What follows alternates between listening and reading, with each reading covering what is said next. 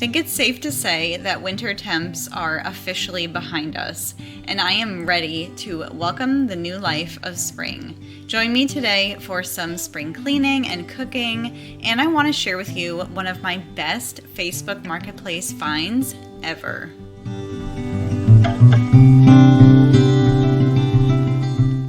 I found the loveliest gingham skirted armchair on Facebook Marketplace a couple weeks ago, and while she did have a couple staining issues, she was altogether in fantastic shape and was completely free.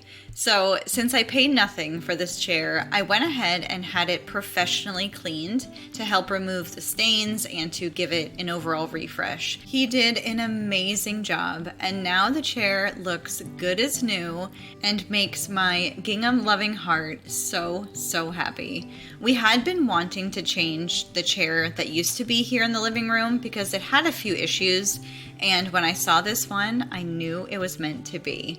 In years previous, we have kept it next to the fireplace here in the corner, and I do think it looks very cute there, especially if we add a little side table and a lamp, but we always wound up pulling it forward to be more part of the living room and to have an extra seat when we were all watching something together as a family.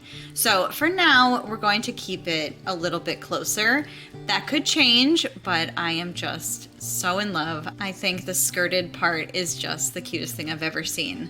So to add a little bit more of a spring touch to our living room, I'm just changing out this more equestrian pillow that we had on the couch for the fall and winter to this beautiful pillow cover, and I wound up putting 2 pillows inside of it because it is a very oversized square, and I just love the little touch of floral. Since Easter is also coming up in March, it is early this year, we had fun going through my Easter bin, and the kids pulled out the resurrection eggs and this little ceramic dish. I make a resurrection scene, like a resurrection garden, and I'll show you that in a little bit.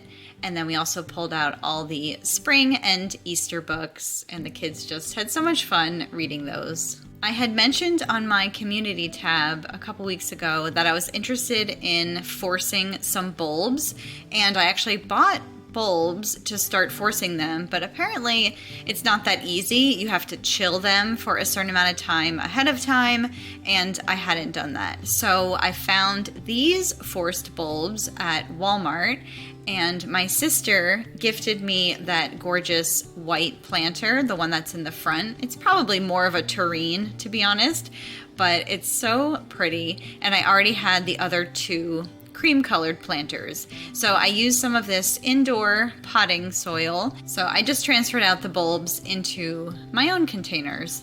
This set of 3 are a set of hyacinths, which is one of my absolute favorite spring and Easter flowers. And then all the rest are daffodils. And I've never done daffodils inside. I have forced paper whites.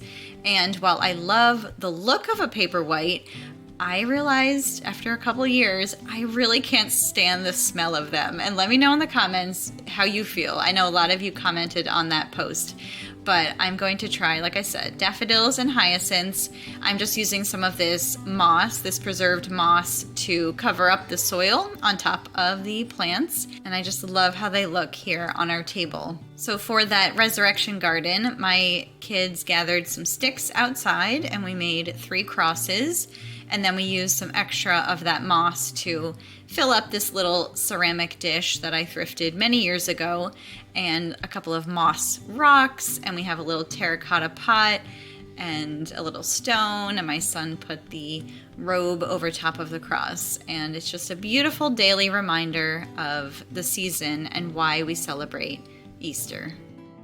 I want to break away for just 1 minute to share with you today's video sponsor, Urban Southern, who I am so honored to be partnering with today. Urban Southern makes the most gorgeous all-leather handmade bags and accessories, and I have had their Urban tote for so many years. They gifted me this bag 8 or 9 years ago, and I have used it every year since, and it still looks amazing. It is essentially my only bag that I use every single day. It has been my diaper bag, it's my purse bag, it's everything that I need as a mom and woman, and it has truly only gotten better with age. So just recently I added their market tote to my bag collection. So now I have a whopping 2 purses, but this again is their market tote. It is a very generous size. The handiwork and the quality is stunningly beautiful. I love the brass detailing on the market tote,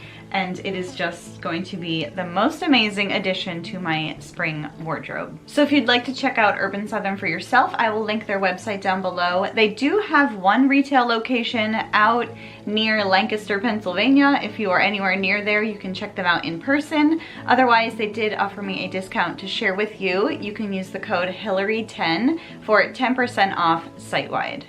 As part of my spring cleaning this year, I really wanted to deep clean my refrigerator.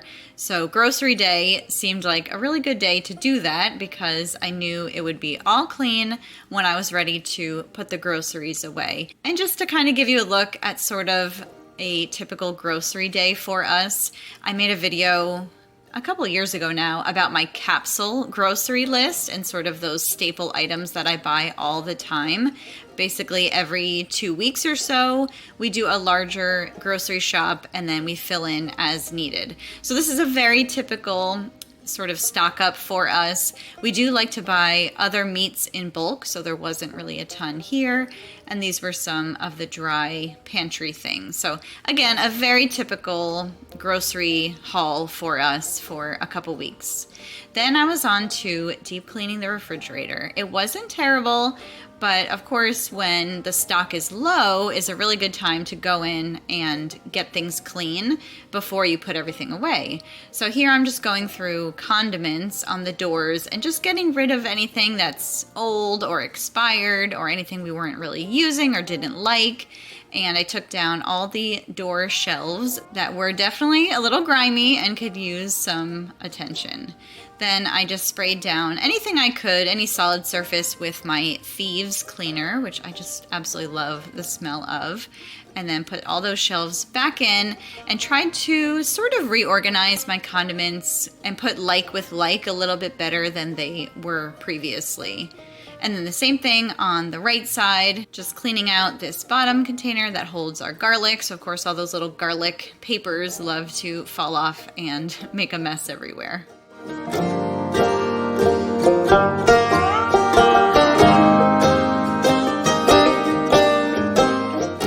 These spaces in our home, like our refrigerator, like our pantry, areas that get constant use, there really is just no one and done. They need perpetual attention and cleaning and thinning out and restocking. It's just part of life and part of homemaking. So every now and then I like to do this more deep clean of the shelves and the drawers and just get everything really clean inside. These drawers definitely needed some attention. I pulled those out and I found somehow a pack of salami underneath it. I have no idea how it got there, and I'm really glad I found it before it expired. It was totally fine.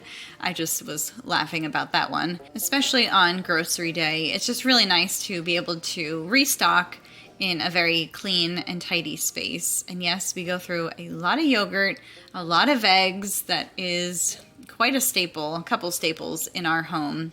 And I did wind up taking these shelves out because they were easier to clean instead of trying to stand on my tippy toes. So here we are, all clean and restocked. It feels so good to have everything in its place. I know what we have. I knew what needed to be used up. I could put cream cheese and butter on the door, and I just reorganized a little bit to put like with like. I love this cute little garlic container that I thrifted. So after the inside was really clean, I moved on to the outside. Again, sprayed it down with my Thieves cleaner and gave that all a good cleaning on the handles and the door. I didn't wind up doing my freezer at this point, but it's definitely still on my list of things to clean out for spring cleaning.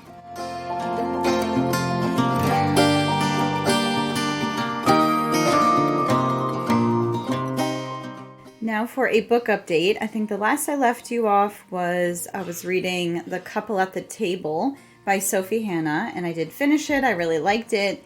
It was about 6 couples at a couples resort, and somebody dies, and they had to figure out who did it. But I liked it. It was kind of unbelievable, definitely, at some points, but I enjoyed it. And then I read this book that my sister-in-law actually gave to me. She said it was one of her favorites. It's an Agatha Christie, and Then There Were None. And this is an old book. I think it's from the 1930s. There is a group of 10 people on a deserted island, and they all get invited by this mysterious host, and he never appears, and people start dying one by one. So you have to figure out, again, kind of who did it, because at the end of the book, well, towards the end, they discover all 10 are dead and there's no one else on the island. But again, this is an old one, so let me know if you've ever read it. And it's just very interesting because so many murder mysteries that I've read basically follow very much the same premise. So she definitely is one of the OG mystery writers.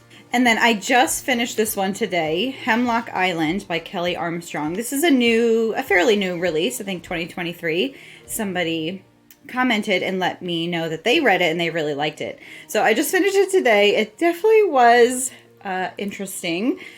I like a murder mystery. This was definitely creepier and had some zombie-esque vibes to it, which, you know, by the end you figure out obviously what happened.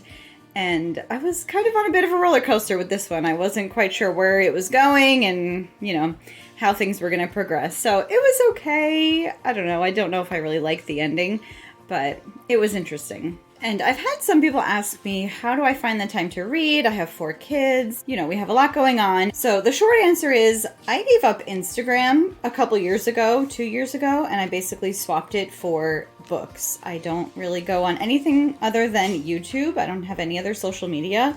So that time that I would spend on that, I really just spend reading a little bit before bed and sometimes in the afternoons if I get a chance. And that's basically the time that I read.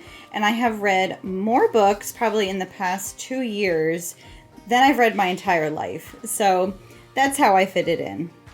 As a family of 6, we generally try to eat at home as much as possible. So I want to end by sharing with you something I love to make when we've had a really busy day and I haven't given hardly any thought to what's for dinner.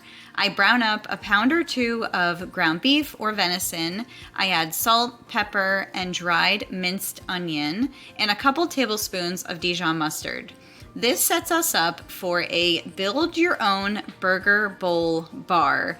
You can use any sort of carb as your base, or you can leave that out completely. And everyone is able to top their bowls with whatever veggies, cheese, or condiments that they like. I really love pickles, tomatoes, avocado, cheese, mayo, and ketchup, and it 100% tastes like a deconstructed cheeseburger. It is a crowd pleaser, and it comes together so quick. Even if I'm starting with frozen meat, it's still easier, cheaper, and more delicious than takeout. So thank you so much for watching today. If you are new here, please consider subscribing. I make a new video every Thursday on living a beautiful life at home. Take care.